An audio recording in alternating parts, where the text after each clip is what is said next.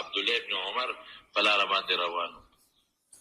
په لاره تلم یو قبر مقبره باندې تیر شو د یو مقبرې قبر وشلېده دا صحابه د کشف خاوندانو دا د کرامت خاوندانو یو قبر وشلېده او یو سړی ته بار راووته او ما سره په لاس کې یو وړه مشکیزه وه د اوبو دا سړی چې بار راووت بل قبر وشلېده او هغه پسې یو بل سړی ورپسې راووته او دې سړي له په دې غاړه کې د اور قیزا چولې ده د اور او دا سړی دا لومبې ما ته وایي چې تندې مړ شوم ای مهرباني وکړه لږې شانتې اوبه راکړه لږې اوبه راکړه د تندې مړ شوم وایي هغه بل ما ته وایي چې ګورې اوبه والا ورنه کې چې ساس کې اوبه دله ورنه کې وایي ویارېدم په هیبت وایي چې مخکې لاړم شپه شوه یو بوډۍ د کور مخکې ولاړه وه مېلمه څه کوې مې زه خو په لاره ځم د شپې ځای مې نشته وی راځه موږ سره بیټک کې به شپه وکړې چې بیټک ته ننوتم وی مخامخ د دوی کور سره قبرونه وو د یو قبر نه اواز مې واورېده بول البول وما البول البول وما البول الشن وما الشن بول بول څه شی دی مشک مشک څه شی دی د څه شی دی وی بوډا نه مې تپوس وکړه چې دا چغې ته اورې وې او دا څه وایي او دا څوک دی وی هغه راته ویل چې دا زما خاوند دی په دې قبر کې خښ دی دا چغې زه په دې خپله اورم د څه چل دی دا چغې ولې وي دی خو وایي البول وما البول بول بول څه شی دی الشن مشن مشک مشک څه شی دی وی دې ظالم چې متیازې کولې او دس به یې نه وچوي ما ورته د خدای ظالمه او داسو چوا ای ظالمه اوخم چې متیازې کوي نو په یو طرف ته راغونډې کړي ای ظالمه سپیم چې متیازې کوي دیوال ته خپه اوچته کړي ځان د خپلو بولو نه حتی الوسه ساتي ای ظالمه ګډه چیلم چې متیازې کوي لږه ټیټه شي او ځان ساتي نو حیوانات سپی ځان ساتي د بولو نه دا خو فطري چې د ځان ته ساته وي د به مړه پرېده نیک بخت بول پکې لاسي بول څه شی دی د په متیازو لمبل څه شی دی چې اوس په قبر کې چغې وي البول وما البول بول څه شی دی هغه چغې زه اورم او دا بل ټکي چې وي الشن ومشن مشک مشک څه شی دی وي دا ظالمو ډېر بخیلو یو سړی راغی وایي چې د تندې مړ شوم او براکه ظالم سره جام کې اوبه پرتې وې ولی ورنه کړې مړه مرمه تندې نه خدای خاطر وکړه اوبه وی دغه مشک له ورشه د هغې نه اوبه وڅښه غریب چې مشک له منډې کړي چې د مشک خولې کوله وکړه هغه بې اوبه یو ساس کې اوبه پکې نه وې مسافر په قضای پرېوته او ساعت یې وخته مړ شو اوبه یې ورده کړې دا مولانا صاحب چې کومه واقعه بیان کړې ده نو دا د خپل ځان نه ده جوړه کړې دا په کتابونو کې لیکل شوې ده او کم پیران او مولان صاحبان چې څوم واقعات وایي نو د خپل ځان نه جوړوي خامخا چېرته کتاب نیم کې لیدلي زما ورسره بالکل اختلاف هم نشته دی چې د ټولې واقعې سره د اختلاف وکړم خو د دې واقعې په بعضو جزونو باندې زما اعتراض هم دی او پکار ده چې یاره موږ ټول انسانان کو هر څوک څه خبره کوي کو د خیر خبره کوي نو چې موږ ورته په یو نظر ګورو چې د خو د خیر خبره وکړه خو کو فرض کا په دې باندې ما عمل وکړو یا په ما یقین وکړو نو زما دپاره پکې نقصانونه شته که نشته دی نو هره خبره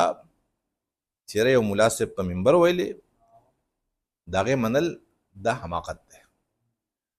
سوچ به کې خامخا اوس د ده د خبرو له راشو نو په ده باندې یو څو اعتراض زما شو په دې واقعې په دې بعضو خبرو باندې یو دا چې یاره عبدالله ابن عمر رضی الله تعالی عنه څوک چې د حضرت عمر فاروق رضی الله تعالی عنه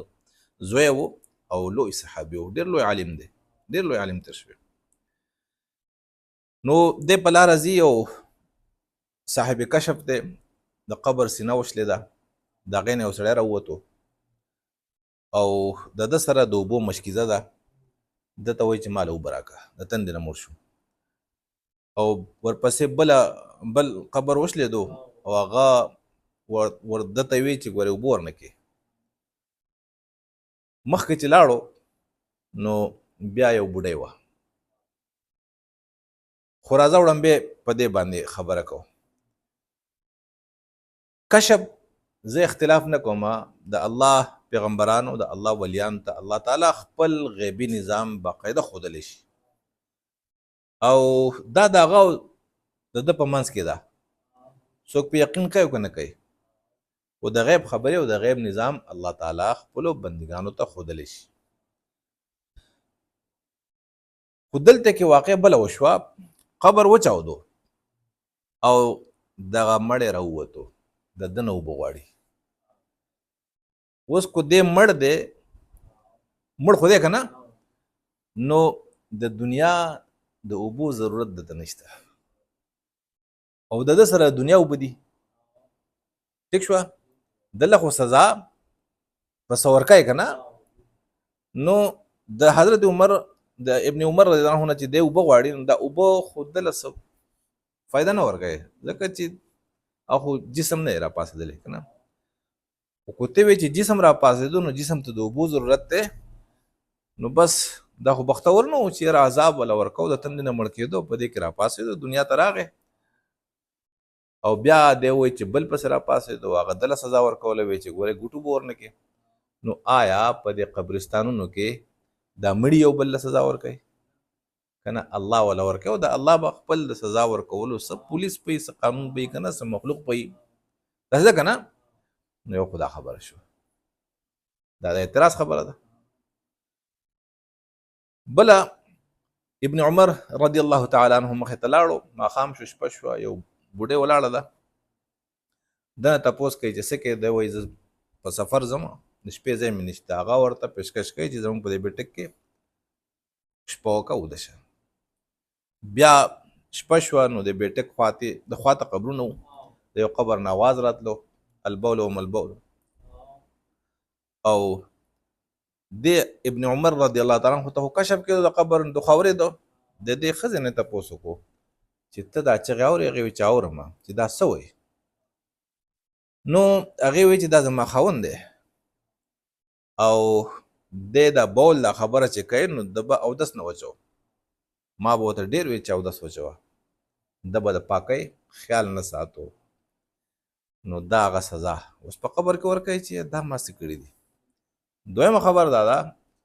چې یو مسافر راتلو، د سره د اوبو ډک جام و، ده نه اوبه غوښتې، ده وله اوبه ورنه کړې وې، دی پورې مشکیزۍ لاړ شه، هغې مټکۍ له یا مشکیزۍ له چې لاړو، هغه تشه وه د اوبو، هغه هلته کې مړ شو. دا خبره شوه. نو اوس ځکه چې د ده په وجه باندې د مسافر له اوبه ورنه کړې، د تندې نه مړ شو، نو سزا ولا اوس ورکوي. دی اوس د هغې پسې افسوس کوي چې لکه دا ما څه کړي دي او دا مشک څه شی دی، مشک څه شی دی. نو په دې کې یو خبره خو دا ده چې عبدالله ابن عمر رضی الله تعالی عنه نارینه دی، اگر چې صحابي دی، مؤمن دی او د صحابو نه د هیڅ چا عزت ته خطر نه، صحابو نه د هیڅ چا جان مال او عزت په خطر کې نو. صحابو به د هر انسان کو به کافرو کو مسلمانو دغه د جان مال او عزت سبا کول، حفاظت به کو، امن به ورکو، ځکه ته مؤمنان وای کنه. د قران کې چې یا ایه الذین آمنوا راضی کنه، نو دا صحابو ته برای راست خطاب دی او دا وته ولي وای دی الله تعالی په یو مقام باندې رسولی او یو مقام ته دی رسیدلی او هغه مقام دا و چې د دینه بچا ته خطر نه و او دی با د خپل شر نم خلق له امن ورکو، د نور مخلوق د شر نه بم نور خلق بچ کول. ټیک شو، دا د دې صفاتو. نو اگر چې د صفاتو خاونو او د حضرت عمر فاروق رضی الله تعالی عنہ زوی وو، خود دا زنانه چې وته وای چې نن زموږ په بیټک کې شپه وکړم، دا خو زنانه ده او یوازې ده، زامن یې ورسره هم نشته، خاون هم نشته، مړ دی، ورور هم نشته دی، لیور هم نشته دی، سخر هم نشته دی، او شپه ده او خوشی میدان دی او خوشی کور دی. نو اوس هم کو د شپېتو او یو کالو بوډۍ یو لاروي مسافر چې هغه نارینه یو هغه ته د شپې ځای ورکړي چې ته نارینه شپه دلته وکړه، نو د کور کلي خلق به پې شک کوي او که نه کوي. ټیک ده. نو یو خو دلته کې خبره پیدا شوه چې دې زنانه څنګه د خو پیژندو نه کنه چې دا د عمر صاحب زوی دی بیا شپه ده او خبریم کیږي یو بل سره خبریم کوي نو شپم ده بیټکم دی خلوتم دی تیارم ده او ښځه کو هر څومره بوډۍ شي خو د نارینه نه پرده ده ټیک شوه دا به د شپېتو او یو کاله وه دغه وخت کې بیا هم پرده ده ټیک شوه نو دی خبرې کوي دا کیدای شي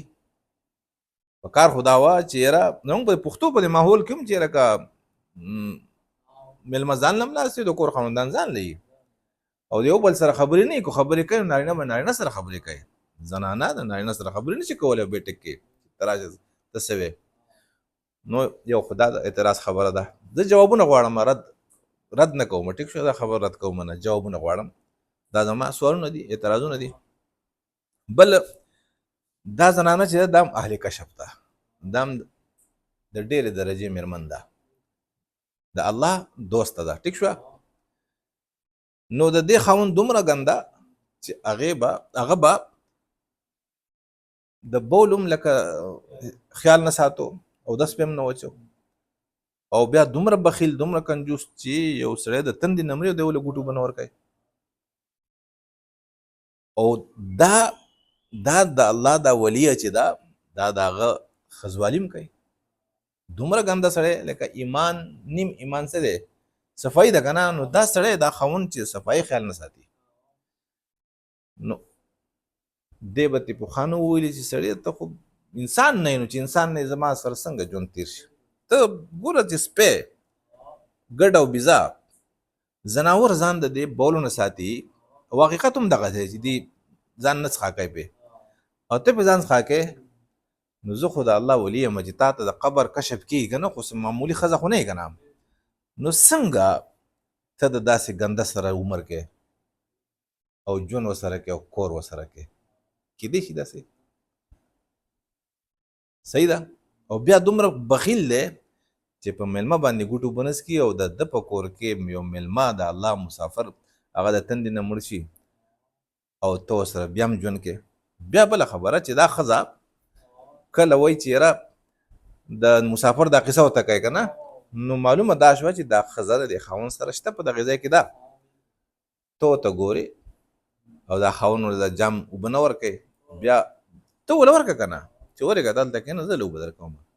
کور ته لاړه شه یا دغه هم کور به و که نه خو کور و او دا جام د دې خاوند ده واله په ده باندې اوس کوه صحیح ده نو دا خبرې چې دي دا د اعتراض خبرې دي